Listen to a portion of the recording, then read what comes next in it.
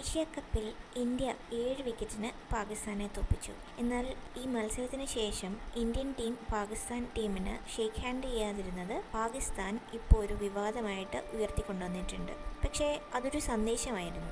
ഏതാനും മാസങ്ങൾക്ക് മുമ്പ് പാകിസ്ഥാനിലെ ഇസ്ലാമിക ഭീകരർ പഹൽഗാമിൽ നിരപരാധികളായ ഹിന്ദു വിനോദസഞ്ചാരികളെ കൂട്ടക്കൊല ചെയ്തിരുന്നു. അതേ രാജ്യത്തെ പ്രതിനിധികൾക്ക് കൈ കൊടുക്കുന്നത് നിരസിച്ചുകൊണ്ട് ഇന്ത്യൻ ക്യാപ്റ്റൻ സൂര്യകുമാർ യാദവിന്റെ നേതൃത്വത്തിലുള്ള ഇന്ത്യൻ ടീം ഇന്ത്യയുടെ ആത്മാഭിമാനം പ്രകടിപ്പിച്ചു. ഇത് കായിക മാന്യതയെക്കുറിച്ചല്ല, മറിച്ച് ഷാഹിദ് അഫ്രീദിയെ പോലുള്ള പാകിസ്ഥാനി ക്രിക്കറ്റർമാർ സോമനാഥ ക്ഷേത്രം തകർക്കണം എന്നുവരെ കഴിഞ്ഞ ദിവസം പറഞ്ഞിരുന്നു.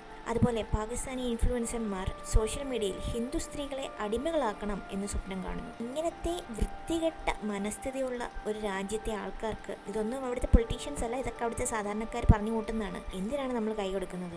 ഇതിനിടെ സെപ്റ്റംബർ 15 ഇന്ത്യ എഞ്ചിനീയേഴ്സ് ഡേ ആഘോഷിക്കുകയാണ്.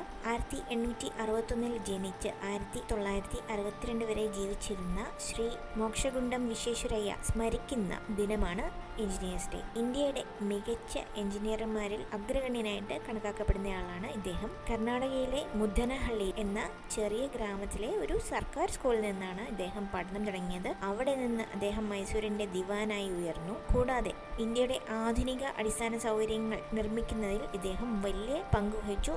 അദ്ദേഹത്തിന് രാഷ്ട്രം ഭാരതരത്ന നൽകി ആദരിക്കുകയും ചെയ്തു. അങ്ങനെ എഞ്ചിനീയേഴ്സ് ഡേ പാലങ്ങൾ, അണക്കെട്ടുകൾ, സ്ഥാപനങ്ങൾ, വ്യവസായങ്ങൾ തുടങ്ങി രാജ്യത്തിന്റെ വളർച്ചയ്ക്ക് നമ്മുടെ എഞ്ചിനീയർമാർ നൽകുന്ന സംഭാവനയുടെ പ്രതീകമാണ്. എല്ലാവർക്കും നല്ലൊരു ദിനം ആശംസിച്ചുകൊണ്ട് നന്ദി, നമസ്കാരം.